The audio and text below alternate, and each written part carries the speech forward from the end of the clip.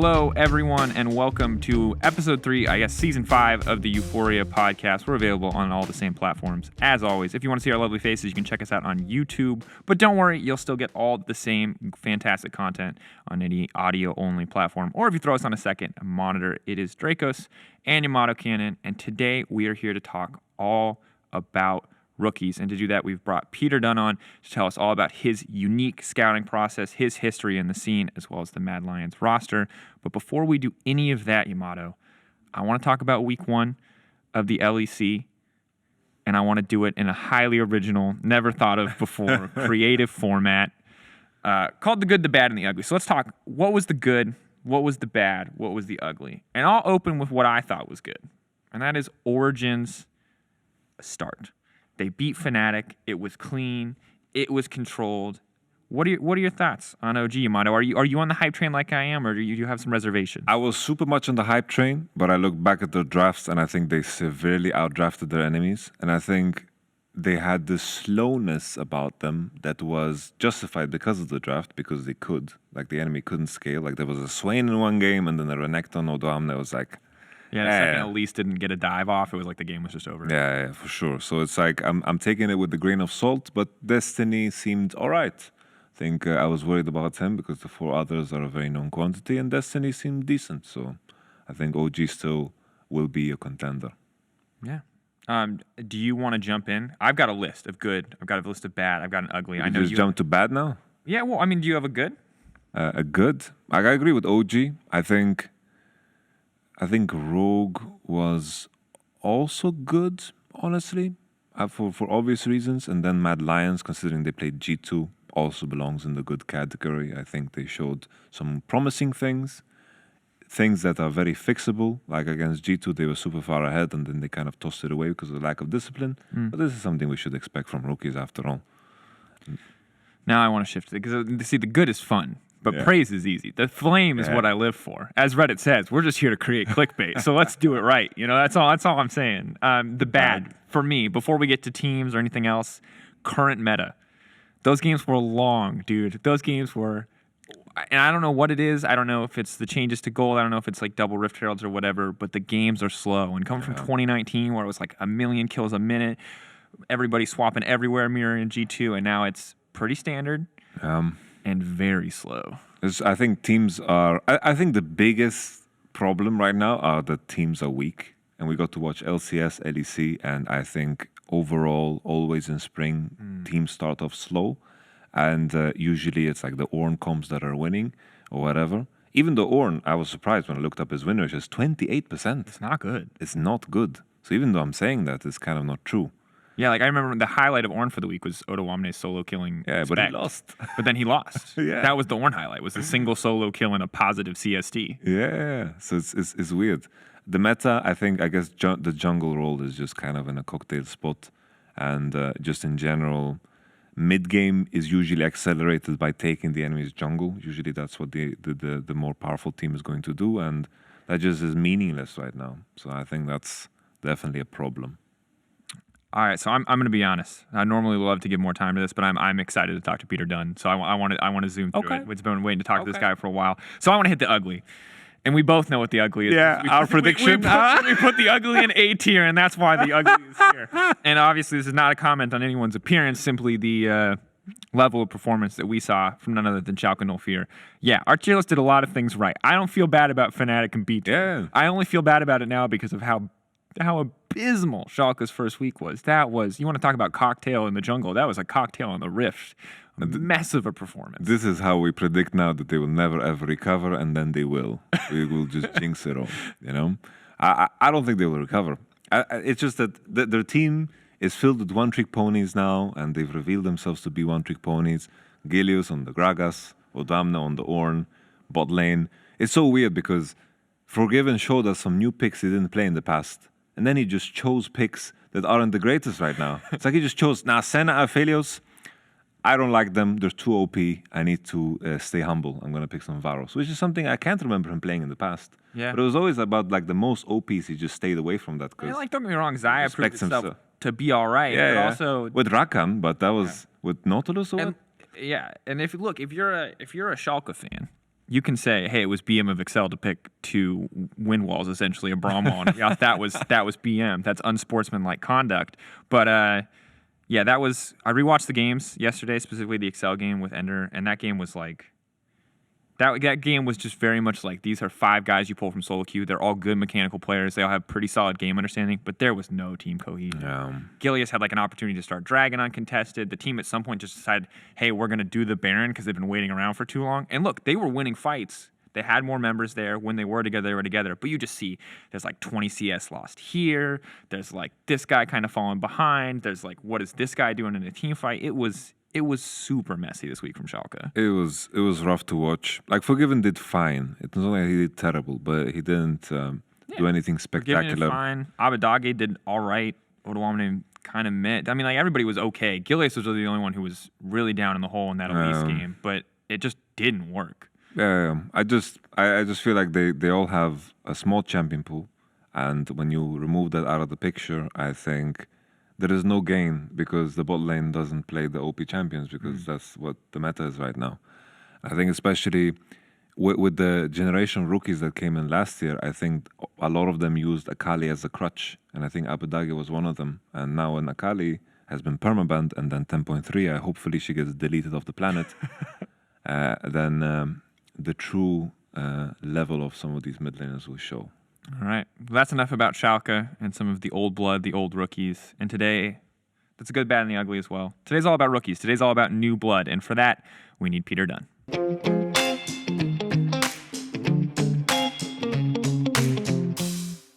Okay. Hello, Peter. Hello, Drakos. Hello, Yamato. Welcome on. Welcome, man. So I think we were talking to you before the show started, and a lot of people are familiar with your history in Europe, but I don't think they understand how prolific the name Peter Dun is in esports and how long you've been around. Can you share kind of your history, how you ended up now being on Mad Lions? So, it's the haze of time. It's quite a long time. So I've been coaching. I've been working in esports for around close to 9 years. I started in 2011 on an org in China called Catastrophic Cruel Memory. Later became Invictus Gaming. Did some work over the next sort of 4 years as sort of a part-time, what we would call maybe a bit of a life coach, maybe a bit of an analyst, but sort of, I guess, odd jobs, we could say, for 4 years in China. Then kind of retired, left the scene, but was offered an opportunity in Brazil a year later, where I spent 2 years working for INTZ in Brazil, then 3 years, and this is my 3rd year now on Mad Lions Spice. The past few years. And I mean, that like 9 years is a super long time. Also, can you please repeat the name of Invictus Gaming before they were Invictus Gaming? What was it called? Catastrophic Cruel Memory. Catastrophic Cruel Memory? Yeah. Esports was way wild back in the day. Like Samsung Galaxy Ozone or whatever. Like I just feel like 3 words and jamming together vaguely with a space theme or an ice theme, and that was like naming an esports team. That's awesome. Just quickly on your experience in Brazil. So the reputation that I feel like you've garnered here, both from talking to coaches or former coaches, is like you're the scouting mastermind. But was that the same kind of role that you had when you were at INTZ, or was it more kind of a traditional coaching role? I think it was more traditional coaching. I've done a combination of the two, but I guess we can say that there are some coaches who are just naturally gifted, naturally talented.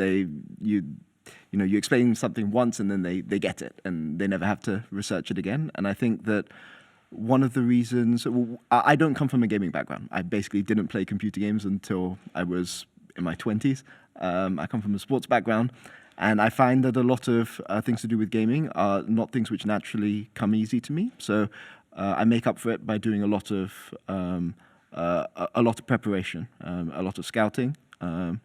I think something maybe my players will tell you about is I have my 10 p.m. to 4 a.m. slot every day, and nobody's allowed to message me during that time, and I'm watching all kinds of League of Legends during that time. So.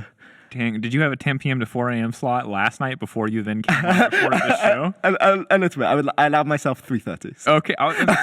We're starting at like 9 a.m. right now, so you're an absolute trooper, Peter. I super appreciate it. Thank you.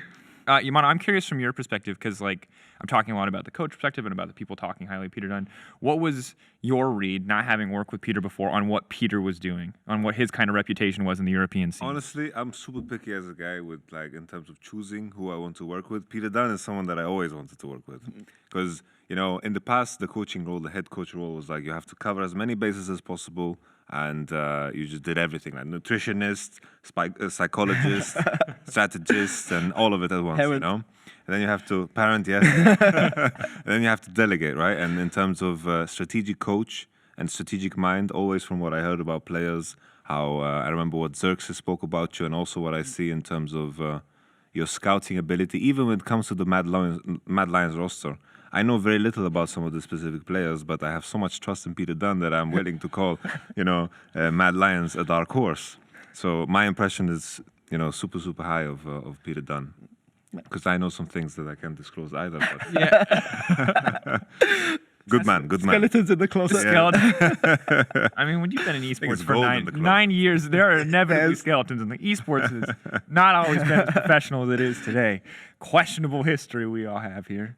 10 years for me as well. That's it's the good stuff. I forgot back when you used to be a player. Everyone's got history. I didn't even know you had a traditional sports.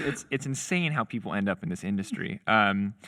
But now on to kind of the proverbial meat and potatoes of the subject. I want to talk about your process, how you find players, what you look for, what you value. Because for a long time, scouting to me was, as far as I understand it, let's message that one guy on Skype who knows all the Korean players. Mm-hmm. We'll see which ones he recommends. We'll get 2 of them, and we'll pray to God it's a Huni Rainmaker situation, and then we're going to win the split. And now it's so much more nuanced. We have these regional leagues. People are pulling from OS. You're obviously pulling very heavily from European talent / from the TCL in the past. Like, where do you find people? How do you look for people? What is the process? So I think that it's interesting, actually, because you mentioned only players, but I think the scouting process is players and coaches. And I think that if you look at kind of the infrastructure that we have in Europe, I think we're very fortunate in Europe to both as players and as people who are scouting talent and that kind of thing, because you have multiple routes sort of to the LEC. You can choose to play in the regional leagues for an academy team. You can choose to play in the regional leagues for a non-academy team, and you can choose to go to an emerging region. And historically, if you wanted to be noticed, the only way you could really be noticed is if you went to an emerging region rather than going through Challenger Series. You look at people like Caps, you look at people like Xerxes, who were together on Dark Passage. And these people were noticed because of how they played in Turkey. Same thing with Humanoid for us when we were scouting people. It wasn't as much Humanoid's performances in Europe. It was his performances in games in emerging regions. And I think that it's taken a long time because I've come from, so I know people in the Chinese scene, I know people in the Brazilian scene. But when I came to Europe, I knew more coaches in North America than I did in Europe, and it took me a long time to get to know a lot of the rookies in this area. It helped that INTZ boot camped in Europe in season 6, so I like to keep notes of all the scrims that I've had back in the day. I have notes from scrimming Yamatocannon Splice, from scrimming H2K back in the day, from scrimming Dark Passage, Xerxes and Caps' Dark Passage, and it was interesting looking back on this at the notes for this show, just bringing back memories. I remember I wrote in my notes that Caps tended to int in mid lane and go in the jungle, but had the potential to one day be quite a good player.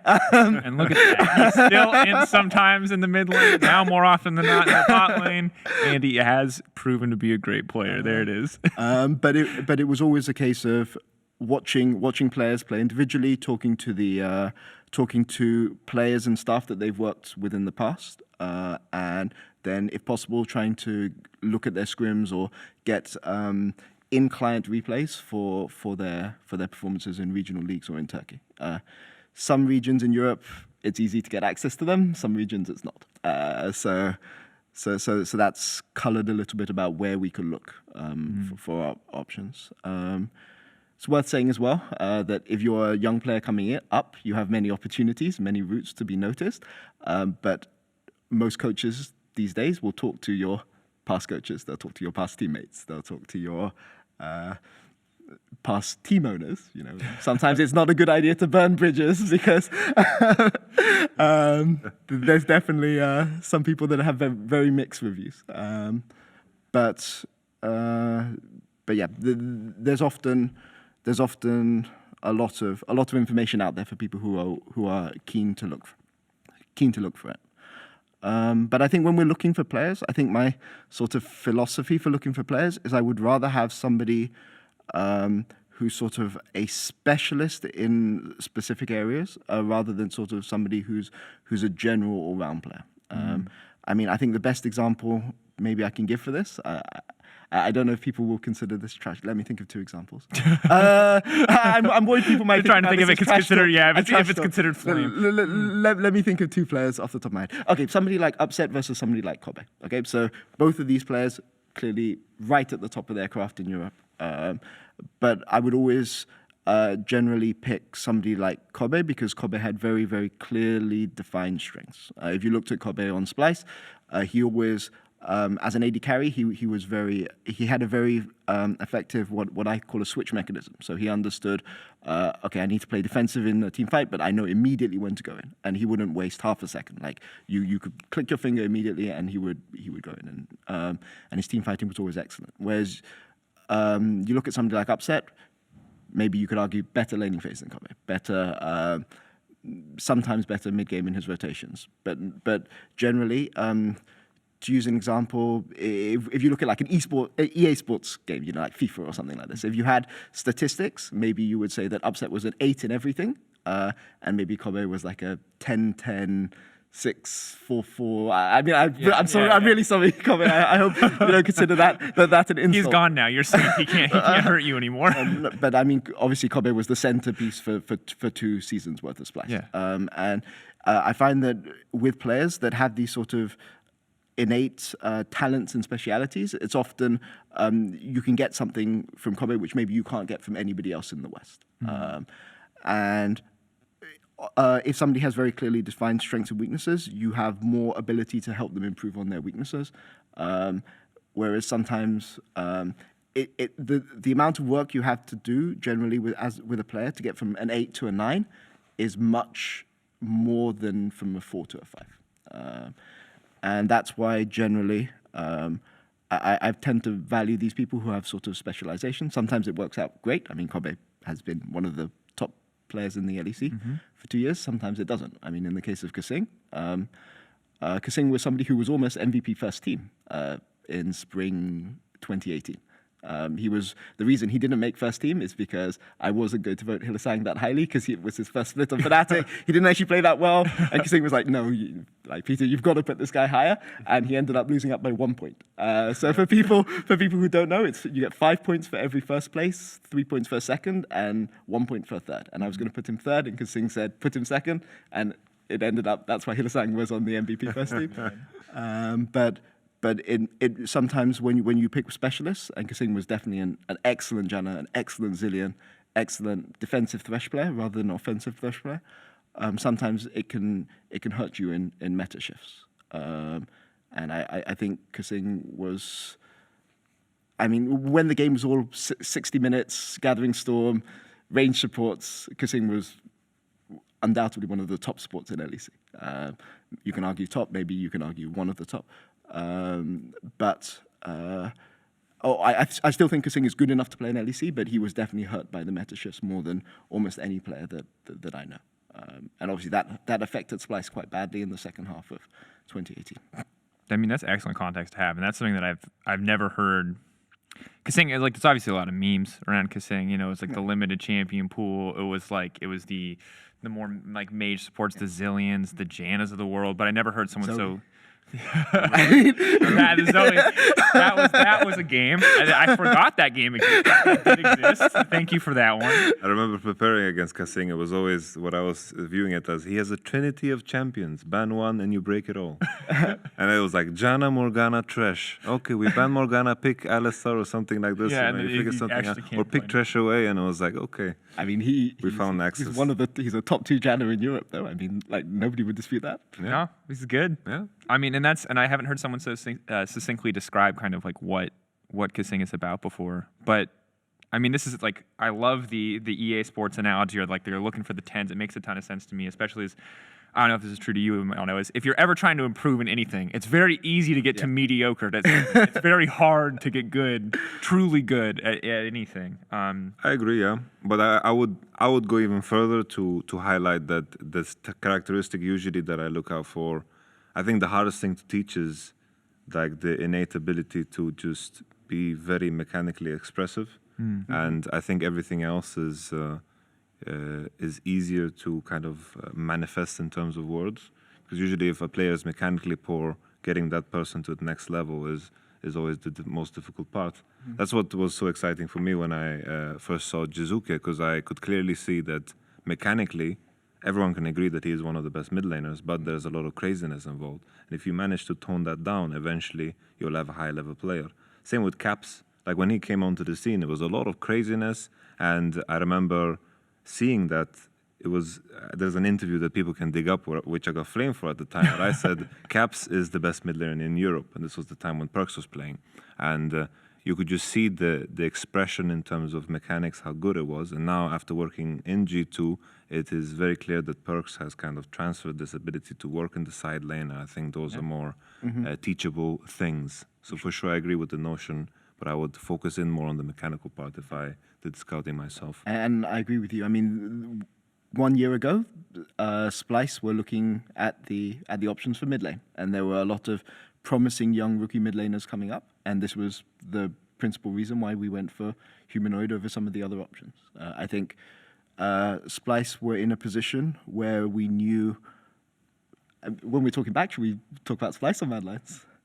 Speaking of say Splice, I think it's fine. People will understand more if it's Splice. But Splice were looking for, when we were looking at options, Splice knew quite early that we would be getting a new mid laner. Niski had expressed his desire to look at his options, and I think we had more warning than most teams. And the first person we went to was Humanoid. Maybe some people would say that out of the group of Nemesis, Larson, Abadage, who all came up together, I mean, these players, their history is always going to be intertwined with each other now. I mean, they came up in the same group. You know, you could become a very, very good player, but if you're not as good as Larson, if you're not as good as Nemesis, if you're not as good as Humanoid, whoever out of those, Abadage, whoever out of those is the best at any time, they can be the best player in the league, and you can maybe be the third best player in the league, but you're always going to be judged against those people you came up with. And in those groups, that's the reason why we went with Humanoid, because he had that innate ability to, I guess what you were saying, skill expression. He has no fear. One of my favorite stories with Humanoid is normally on the first day, on your first game, when you're about to go on stage, rookies tend to be a little bit nervous. And I had a long speech prepared about how, nerves are good, it's going to increase your adrenaline, it's going to make your mechanics good. Had one look at Humanoid and he was just stone cold killer face. It was just not, it was clearly something which he didn't need. And when he's gone on stage, I feel like with Humanoid, sometimes when he's on the big stage against the biggest players, his motivation is there, his focus is there. But the more pressure you put him under, the better he'll perform. And sometimes some people have said that his form is a little bit mixed. But I think always in the high pressure games, when he's feeling it, that's when he's performing at his best. You just have to hype up every single mid lane. I don't know. We got leaks. Mickey and Scrims has been literally solo killing halves. Like, you really got to take Mickey seriously this week. It's like the worst thing that could possibly happen is we played against G2, I think in week 2, and Caps solo died to Yeah. him. Oh, no. 5 minutes And he's in like, stop. And then it was a LeBlanc versus Rise matchup, and he was playing Rise, and Caps was playing LeBlanc, and it was Aftershock Rise, and he just died to him, and Humanoid came up afterwards, and he was like, "Oh, I've heard so much about Caps," but he just like well, what was he doing? He was like hinting this lady face. Yeah. It reminds me of Attila, honestly. Yeah. 'Cause Attila just played better against players that trash talked him. It was why he always played so well Against in the upsets, upset. he Because we just built played that so rivalry insanely up. well. And then it was like, I remember we played the best of 5 against Fnatic. I was like, Attila, Reckless didn't even rate you, man. He didn't even put you on his list. How can you allow this? I'm just trying to, fish for something, always fish for something. It was kind of tricky. It's funny how some people work in some specific ways. Because Attila against Upset was like, this is a S-tier player. It was crazy. And then against some others, like, what are you doing dying against one Ataric level 1? It was silly. But I mean, Humanoid last year was the rookie that was coming up that everyone was excited about, and now he's the veteran on his team with That's 4 true. rookies. Which gives us an excellent transition because now he's got a very different role, obviously, this year now that he's the veteran voice. But I think having talked a lot about Humanoid, I do want to talk about some of the other rookies on your team. Now, the name that immediately jumps out to me, mostly because it jumped out to Ender. Ender had a lot of strong words, as he frequently does. Shadow is a guy that I want to hit because from what we saw, very solid early game pathing in the match versus G2. Generally seems pretty good. Still, obviously, maybe some rookie tendencies, but I wanted to get your read. 1, why did you get this guy? And then 2, how do you feel like it's been working out? So Shadow is somebody which maybe isn't as well known to people in the community compared to some of the other rookies. This is partly because he's half Italian, half Chinese, but only got his Italian passport last year, which meant that he wasn't able to play in most of the regional leagues in Europe for most of his career as a rookie. He is a player which, I mean, in solo queue, he's also somebody who's very hard to find in solo queue. I won't leak his solo queue account. It basically didn't have many jungle games in it. I think he plays mid AD carry dual role. He's not planning to transition to an LEC mid lane or AD carry. He's definitely a jungler, and he's playing more jungler now. Truly like one of the most obscure scouting pickups possible. Like, if you had to be like, if you ever had to tell someone that you're like a scouting hipster, Shadow would be your prime example. Well, he's Italian and Chinese. He plays mid and AD carry in solo queue, and we hired him as a jungler. And- What's up? but lots of somebody who's very highly regarded actually in the Chinese scene amongst people who know their rookies coming up, but I mean you can see this kind of play in his jungling. So he is as somebody who plays mid lane, as somebody who plays AD carry, he understands all the bot lane matchups. He understands all the mid lane matchups. And I don't know if people maybe watched LEC. I mean, I hope people, watchers of the show, watched LEC this weekend, but we played a game against Vitality, and the mid-jungle matchup was Zoe Jarvan for Mad Lions versus Cassiopeia Rek'Sai for Vitality. And this is a matchup where basically, if you're Zoe and you have flash, and the Rek'Sai doesn't have flash, you can do whatever you want for the laning phase. And if you don't have flash as Zoe and Rek'Sai does have flash, you're going to be 0-10 at like 15 minutes. So what Shadow understood this from the mid lane matchup. He needed to find a way to burn the Rek'Sai flash, and so he went red buff into camping in the jungle with the specific intention to blow the Skeenzer's Rek'Sai's flash. If you look on paper, it doesn't make any sense. Like, why would you go? He did sit there for a very long time. He sat there for 25 seconds, like not farming a jungle camp with a juicy raptor camp. It's very early in the game if you want to go back and watch the VOD. It's like 3 minutes in, 2 camp. minutes It's in. Yeah, literally he second goes camp. red buff to the bush above enemy red buff. to enemy raptors, yeah. And but it's this understanding that he just needs to get the Rek'Sai flash, and if he gets the Rek'Sai flash, he doesn't have to do anything, for the rest of the early game. He's achieved his objective, and this is something which comes with his experience playing mid lane. I mean, he likes to play Zoe. I'm not going to comment on his skill level on Zoe, but he understands these matchups, and I think that there's a lot of things. He's a player that sort of we've been tracking, as with all the rookies that we have this year. We've been tracking for more than a year. I think Kaiser is the only one who sort of has earned his way onto onto Mad Lions. as a result of his performances in this year in the regional leagues. In fact, going into EU Masters has been pretty scary because we've known that, Kazi might have a pop-off game, Shadow might have a pop-off game, Arome might have a pop-off game. These players are going to be chased by everybody. So once you find them, you're like, please play mediocre for the rest of the year. Like, you have a job, we swear, but please just don't be too good. But people often say, oh, you're taking a risk with rookies. But these are players that sort of, I've known Kazi since he was 14. Actually, my Kazi story is I was scouting Kasing. We were planning to bring in Kasing since we talked about him.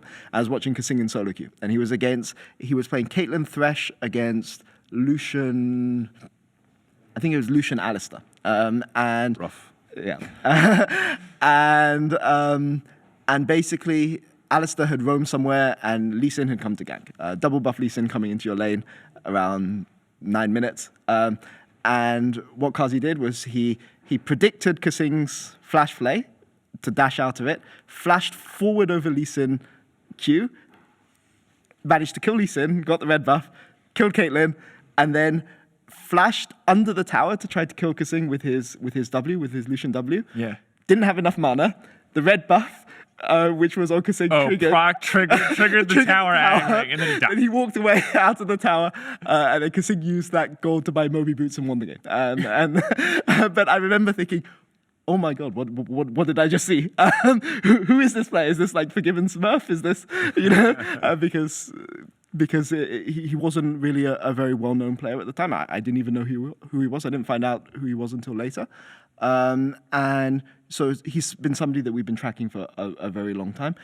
He's only 17, hasn't been able to move into gaming houses until very recently. But has shown his level already at regional competition.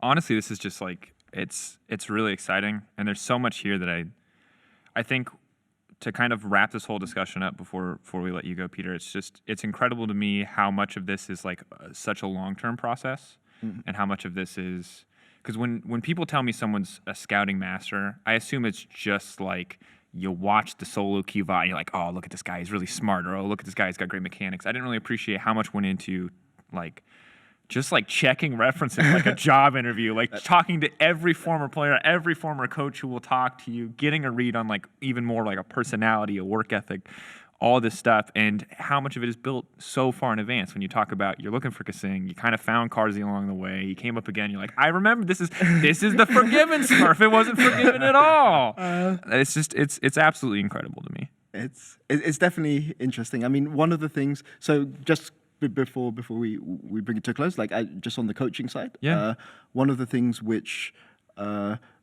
we've had on Splice and on Mad Lions is we've always had a saying that provided if you have a reference and you have some amount of portfolio of work, we will interview you. Right. I've interviewed 150 maybe plus coaches. Not all of these coaches are very good. If you're a very good coach, it would be sort of a 2-hour interview on sort of your mentality and thoughts about the game, 1 hour follow-up interview on your in-game knowledge, and a 30-minute case study. Some coaches don't last past 15 minutes, if it's clear.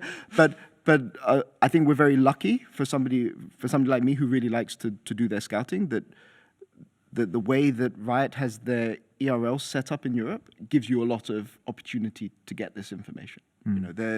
There's a lot of coaches who we see coming up now who've proven themselves on the ERL. People like Bloomingen, people like Kanani, Bloomingen on Rogue, Kanani on SK, who sort of proved themselves in the regional scene. And in fact, if you go and have a look at how Bloomingen teams used to play in Turkey or used to play in the ERL, it's very similar to how Rogue plays today. I mean, obviously Freddie has a large amount to say as the head coach, but it's just interesting watching the progress of a lot of these coaches who are coming up in a way that was not really possible before. I mean, before I could go, if I wanted to look at how a Dylan Falco team plays, if I wanted to look at how a Young Buck team plays, I could always see that. One week I decided to just watch every single Young Buck. I'm curious now. How does a Yamatocannon team play? How does a Yamatocannon team play? Oh, okay, this has to be the last one before we send people. With a lot of flair, with a lot of unpredictability, and a lot of aggression. Okay. But often, the games between Slice and Vitality were always very fun because we knew there was always something unexpected at the end. And some coaches like a lot of structure around their teams and around how their teams play, whereas some coaches give their players a lot of freedom, and that was the Yamato thing that we noticed, and please don't use that against us. All right. Can I ask one more thing? One more thing. All right, Yamato. All right, you're fired up. This one is really big. This one is really big because I want to know this. Okay. I want Peter Dun to teach me because everyone's always talking about like the argument against scouting in China is that China is the strongest region. They have the most money. Why would a Chinese player ever leave China? Mm-hmm.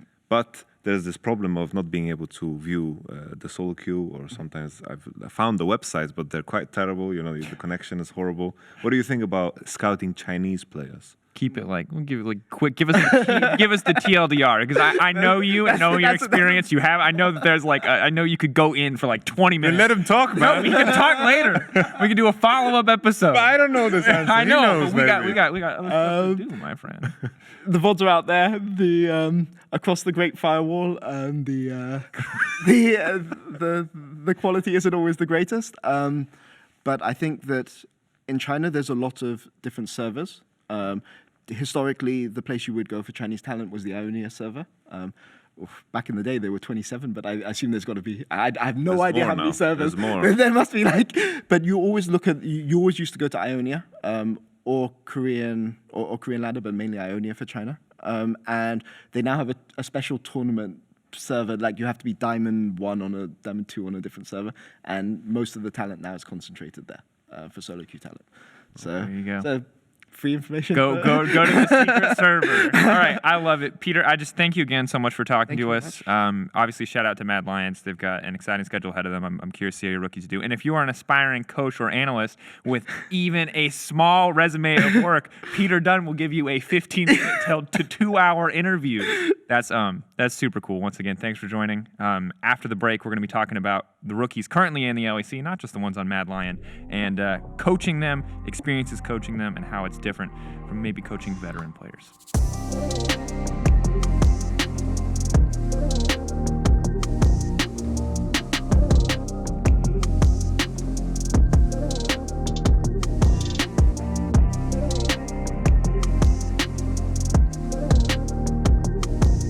Welcome back. Now, last weekend, after their first games on stage, some of the rookies opted to talk to our video team and share with us a little bit about the differences between their previous experiences in the regional leagues and now playing on stage here in the LEC. So I think LFL and LEC, it's a bit the same. It's just the level, I think, is more higher. So I think that's all. But it's a bit the same. It's actually not that much different from Prime League. I think the main difference is the professionalism, and also that you get so many people looking at you. You just you play your game, and you don't think about the 100K people watching you. You just don't think about the 100,000 people watching you, waiting to see if you mess up, waiting to make Reddit threads about whether or not you fail. But the thing that was crazy to me is that they're it's mostly the same as the regional leagues, which is really cool because I don't think we would have said that when Challenger was still around. I think that's a thought exercise that you shouldn't have, imagining how many people 100,000 actually is. Because I thought about this the other day. It's you stream, you have 100 people. That's like a cinema already, of people just watching you. 100K. That's a lot of cinemas. That's like an army for a small country. That's that is crazy. I'm just curious about these guys. When it comes to the rookies. Sure, maybe in the regional leagues, playing live, maybe the crowd sizes are very similar. I know the LVP is very popular, but then what happens when they're going to play in Athens, for example, or in Paris, and then all of a sudden, everything shakes in a different way. You hear the crowd roar, and that is a complete different experience. I think we will definitely have to do a follow-up. If any of the rookies make it to one of the big stage... Just track their heart rate when they're playing. Make it to Budapest. Yeah, we track their heart rate and then we compare it to the interview. And we're like, okay. He's like, yeah, I was fine. I'm like, are you sure? Because your heart rate said you should have been dead. It was beating way too fast. You sure you were fine? No stress at all? I was lucky because my first rookie game was against the biggest team, which was Gambit at the time. And it was also in Lille, France, because back then, in season 3, there were road shows.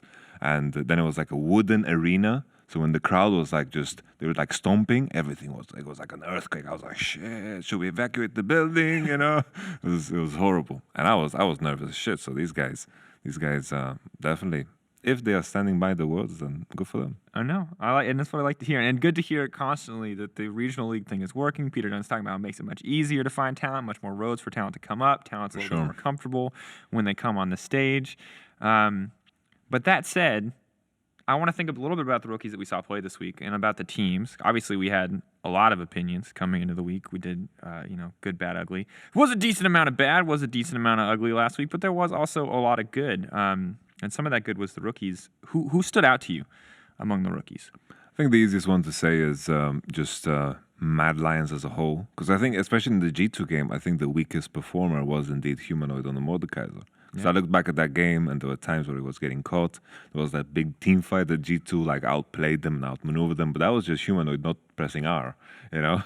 And he just died without using ultimate. And I think the rest of the field, like Shadow, he passed the Lee Sin test. There's like these champions for every role. That's like this is the bar. If you pass it, then you're allowed to play like this variety of champions.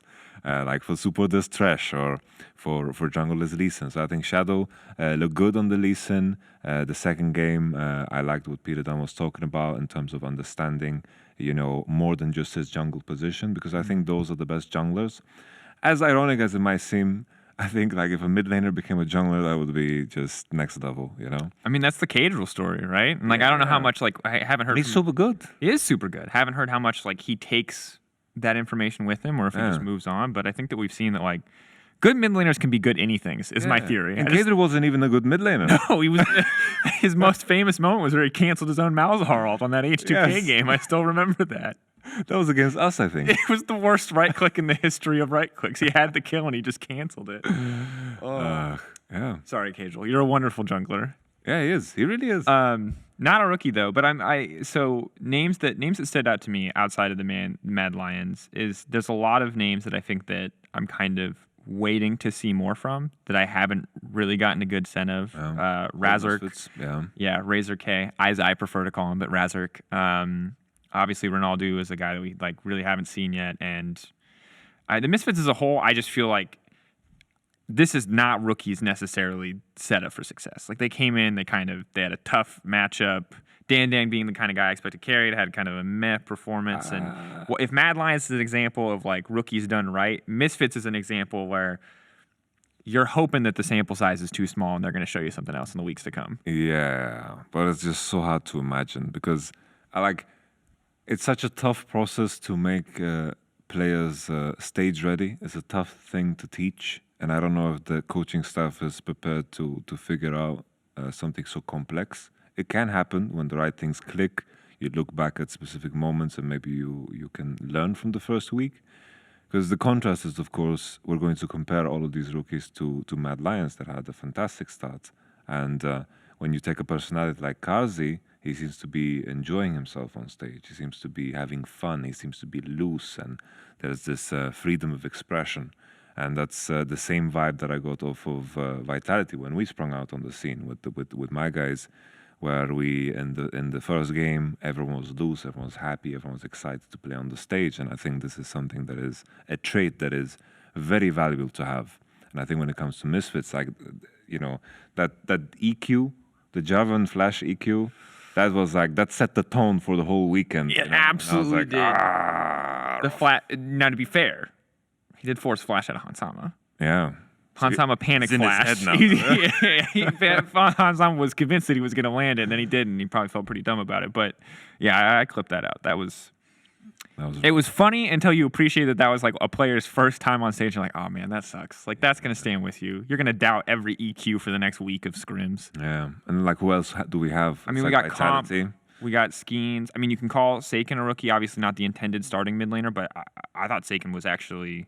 If we want to put Seiken in that rookie class, because I don't think those games that he had when he was with you were enough to take him outside of rookie status, I was impressed by Seiken, which maybe isn't great because he's not the primary starting mid laner. We're going to see a different mid laner this week, most likely, assuming health is sorted. But Seiken was pretty good. 2 Cassio games. I thought that in terms of individual performances, Vitality not quite 100% together as a team, but he stood out. The Casio looked clean. I think it was decent, and it also felt like Skeens went back to the things that he kind of knows, because he has so much history playing with Saken.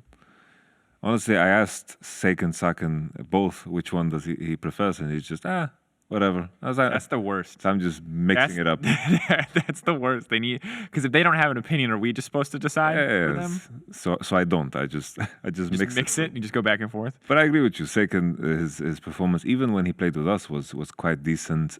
Nothing too crazy. Not like Caps level, first performance. But this is something that is just once in a lifetime almost. I think when I look at the whole Vitality roster, it's also so hard to judge with week one, because I think it is easy to forget how much the meta and how your draft impacts it. Because even outside of the conversation of rookies, when I look back at the OG games, even though we're praising OG so much, I look back at the both drafts that they played, and they were very easy to execute. Both games was against a Swain and a Renekton, and the enemy just had a very bad read on the meta. And maybe now, when there's a lot of footage to work with, a lot of games to work with, there's LCS, LEC, maybe we will see all of these players, rookies and veterans, included in a whole different light. Because I think that's also a major issue that usually kind of disappears after week one. Yeah. I think in regards to like Vitality, I think it's just there's so many different factors. It's week one, potentially a new meta. You got obviously new players as well. Just because Mad Lions had a semi-successful week does not mean that everyone's going to hit the ground running in the same way. Yeah. But to me, it was cool that Saken did as well as he did. I feel like Skeens is a weird one because the Schalke game was so bizarre because Trick just was power farming the entire game. It's like hard for me to. Yeah. It was like a non-interactive jungle SK game. And then Comp had good score lines and good stat lines, but also I don't know how much like Misfortune to me is such a character where I think Misfortune is it's a bait.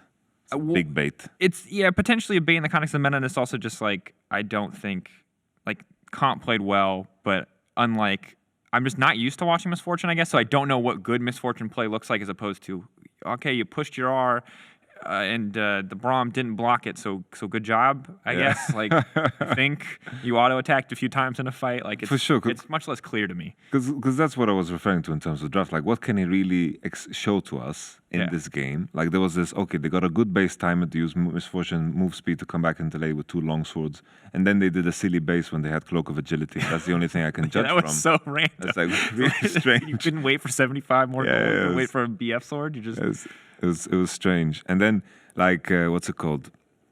He's playing, as you said, Misfortune against Braum and Ornn, and he just can't kill tanks, can't get through anything. So how do you judge this player? I think it's just... And like the obviously the Varus game was pretty solid too, and I thought Skeens obviously 5-1-3, crazy good scoreline. While we did hear about kind of how Shadow shut him down earlier, tried to shut him down and set Humanoid up for success. Ultimately, Skeens still was able to just repeatedly like make stuff happen across the map. Partly because of what you talked about, if him reverting to old habits like playing well around Sok and Saken, and making that work. So overall, what else? Also, there's supports. They count too. Even harder, I think, to have a strong opinion on supports, though. Yeah, especially Kaiser, in this meta. Limit, like... Especially in this meta. It's Braum. Braum. There's a lot of Nautilus, Leona, a lot of OP champs in the support role, Tam Coco. Yeah, Kaiser had a nice Rakan game, but like, it's really hard. I think you need bigger sample size for me to determine what a support contributes, because sometimes like, if anyone else is winning, if you're already winning lane, I guess support roaming is what you look at, but it's still 2 games is small sample size to determine the future of our rookies. Obviously, some of these rookies come out swinging. They have 1 or 2 games. Easy to say, hey, wow, this guy is great, but it's still a small sample size. So then my question looking forward, how do we evaluate in the weeks to come these rookies? How do we evaluate their growth? When do we say, like, this rookie is improving, this rookie is going to be, really great, versus this guy might not have what it takes? How do we kind of evaluate these new names as we look forward?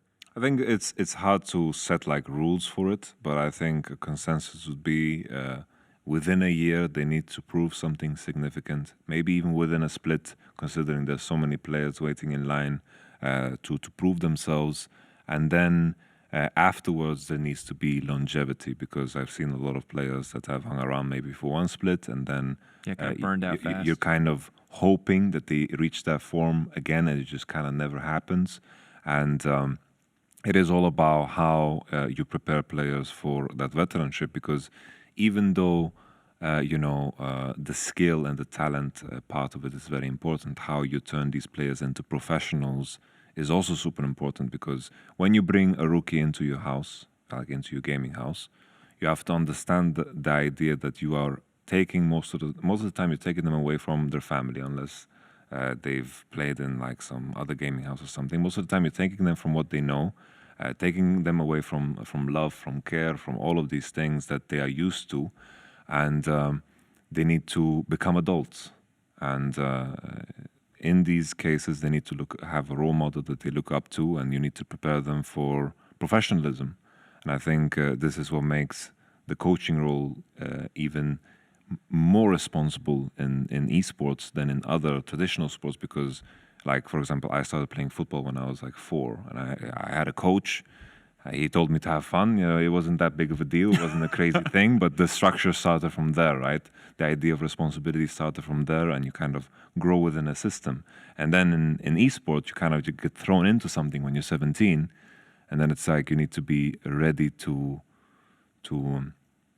really, really take these responsibilities upon yourself, and depending on who you're surrounded with, that's going to be easier or harder. So sometimes we've seen players, one split, they're great, and then it's like, that's the one split all the Redditors refer back to. It's like, he might be that good or whatever, I did And that it with just Exile. never happens. Was it 2016 summer on Rise? I was like, Exile's the king of mid lane. He's unstoppable. Yeah. And then after that, we were just chasing that split for the rest of his time. It's also the meta, right? Sometimes just the meta fits, right? And I think that was the case with Exile. Like, he had Rise, LeBlanc, Malzahar, and I remember H2K just banned all three. Yeah, in their G2 best of banned all three. five. That was the one that made. Was that spring? I don't remember if that was spring or summer, but they banned Rise, Vladimir, and Kassadin. Yeah. When like literally no one was playing at least Kassadin except for Exile. They were just like, you can't play. And then he was chasing that forever. You could see it in his play that he was chasing that, but it just looked desperate, right? And I think it's a really cool thing, and I'm curious how this evolves more, because I think the nice thing about these regional leagues, like the LFL in France or anywhere you want to go, Super League Orange, is that like you get a more of an adjustment period. But it is in esports one of the only things in the world where you go from solo queue, where your choices are talk with your teammates who are, let's be honest, in EU West, most likely toxic. Yeah. At best, a pleasant conversation. At worst, completely vitriolic. Or mute all, which is no communication at all, to a team environment where it's all communication, ideally healthy communication, but there has to be some kind of communication, right? And I think that's a hugely jarring transition. But I'm curious how you handled it, because you came in to Splice after swapping away from Diggy. You came in either as they're qualifying or after they're qualifying. I don't know. You can correct me on that one. So they qualified, and right as they qualified, I joined Splice. I left Rokat because, funny story, I wanted to create the roster with Kaboshat, Nuktak, Forgiven, Vandar, and that would have been the craziest challenge of all time. Yeah. But that fell through because Nuktak went to Vitality, and everyone went kind of in their own direction. Then I went to Splice, and what was exciting for me was the fact that these are 5 guys coming from a very similar cultural background. They were all Danish, and they showed a lot of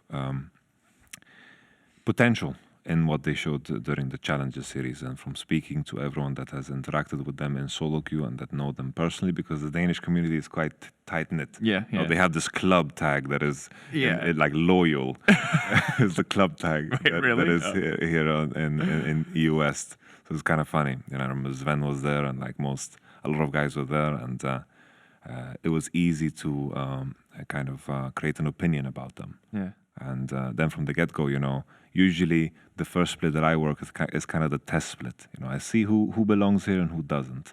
It was the same in Vitality. When I joined, I was like, okay, I'm in the middle of the season. I'm not going to be able to make some incredible changes coming into summer. I need to just see this as the test period, who belongs here and who doesn't. And then I wanted to keep Nuktak, but he had other ideas. And then Kabusha was kept, and then I had the option of getting the roster with all of the names that you recognize.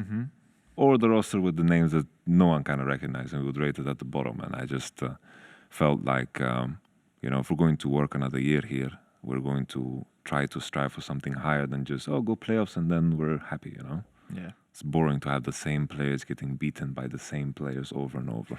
Yeah, and that was a problem for a long time, all the recycled talent going through. And a lot of that resolved itself as the regional leagues got stronger, as it swapped over to, the long-term partnership / franchising model, and people felt like they could take more risks on low talent, that there wasn't like every single split was about survival for a lot of those lower tier teams. And then there's NA. It's like, what's going on over there? We'll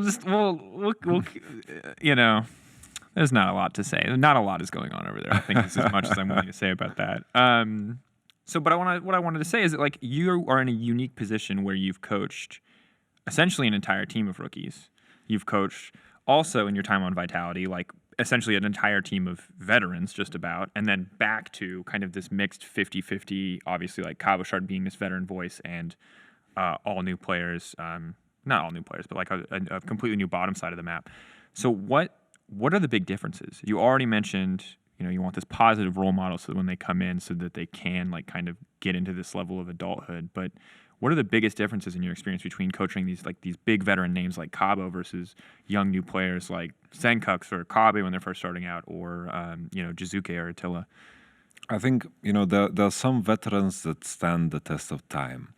And Cabochard definitely, I can put him in that box. There are some players that know the recipe behind figuring out how they reach a good level again. I think the best example that we have here in Europe, in history of Europe, is Perks. Because even though he sometimes looked sloppy when they took breaks with G2, like past alterations of G2, always at the World Championship, even though G2 didn't accomplish much with the Sven Mithi alteration, he was always the standout player. Even now at the World Championship with G2, when they went all to the finals, Perks was performing out of his mind, Caps as well. And there are some veterans that just know how to pace themselves out. Because most of the time with Cabo, even though he takes a break during the off-season, I know that I can trust him to reach that level again. And then when you have a player that has figured out how to improve in his own position, you can focus on how to make them better as a teammate. And that's like liberation, right? When you have a player that just knows his role, this is where you want to push rookies towards. You want to make them kind of function in a way where they figure out their own problems. You don't want to, basically the cliche is, you don't want to give them fish all day, you want to teach them how to fish. You want to teach them how to solve their own problems and how to address things and affect things around them. And eventually they reach that point where you can focus on things that are just bigger than just inherently just in the game. So with Cabo, it was just like, okay, you have an option here. You are so good at what you're doing and you can spread that to everyone else. We can focus on the aspect of leadership. And this is the role that he took upon himself. And as he figured out his role, luckily the meta was like Sion Ornn every game. So that was perfect. Sion Ornn. Yeah, and he didn't have to worry that much. He's just, they were in a grasp trade and everything was going to be fine. He could look at other lanes. There was like a little chess game. It's like, I have the materializer, you have this super minion coming at me. Remember the cannon? Yeah, oh God. It was a good time. Hold on to 3 stacks of DMAT for late game. Support's taking it too just to kill the banner creep. Good times. So he could focus on that role. And then with rookies, it's all about just making sure that they become their own working engine. And I've put a lot of effort into this. I think it's just key. I think I've been very fortunate to work with, it's weird because my scouting process is a lot, it comes down to the gut feeling. The impression you get from, I wouldn't be able to quantify it, how I can view a player and see how he's good or not. This is something that just comes with experience, I guess, because I played myself. And then the gut feeling in terms of how the personality functions. Like what is the story of how they got to where they are, or how are they just viewing the game? So basically you ask them, usually I ask them questions in terms of, this is how you view this, what do you think about this? And just seeing their thought process act in real time. And when I look at the history of the players that I played with, my strength as a player wasn't that I was great. I just managed to surround myself by good players. Because there was a time where Darkwing Jax and Incarnation, which is Jensen now, everyone hated these guys. Everyone hated these guys. They were just, they were just enjoying themselves. But I saw that there was a class there was a level there, that when they actually try-harded, when there was something on the line, when there was something to prove, then it was easy for them. The game came very easy for them. I remember there was an argument between Jensen and Darkwing-Jax. Jensen was like, yeah, I'm rank 1. And then he was swearing, usual stuff. And then Darkwing-Jax is like, it doesn't mean anything. And then Darkwing-Jax just reached rank 1 on a new account in like 2 weeks. And then his name was like XX Dragonlord XX, like the most trolled thing ever. And he just did it to prove something, right? So the skill was there, and I just took the risk. Nuktak inspired me because I was on Jensen's troll list. He just went Phantom Dancer Fizz all the time when he had me in game. And then we just made the team together. And when I look at my history, I've always been able to surround myself with good players. That's my strength as a player. There's so much to unpack there, but I just forgot how bad early seasons in, I mean, NA and EU, and the troll list. Yeah. There were troll lists. There were many troll lists. You troll this person every game. Don't make a troll list. You'll get banned. Of course. People get banned. There was He was banned EU for a long time. EU learned it the hard way. Yes. There were some very long-term bans. Some people never recovered. Other people went to North America. I honestly lost my question because of the trolls. So here's the thing. So when it comes to you being a coach, you feel like you've generally got a pretty good sense. You surround yourself with people. But I'm curious, what's the harder thing for you? Is it building this environment where you can get this communication, where players can kind of like learn, be independent in their own roles, and also hopefully be good people? Or is it just teaching people the game? Like, what do you find is the biggest challenge of coaching, and especially coaching rookies? It is weird because it always changes. For example, the biggest difficulty with Vitality was that we had severe consistency issues. We also had issues in terms of making scrim practice good, because the idea of working from behind was something that like not everyone necessarily agreed with. Basically, like if we were in a position where the game, like something goes wrong, then it's like instead of working from that position, it was like, okay, we should focus on fixing the thing that went wrong. So usually our games were like either they were perfect or they were just a complete disaster.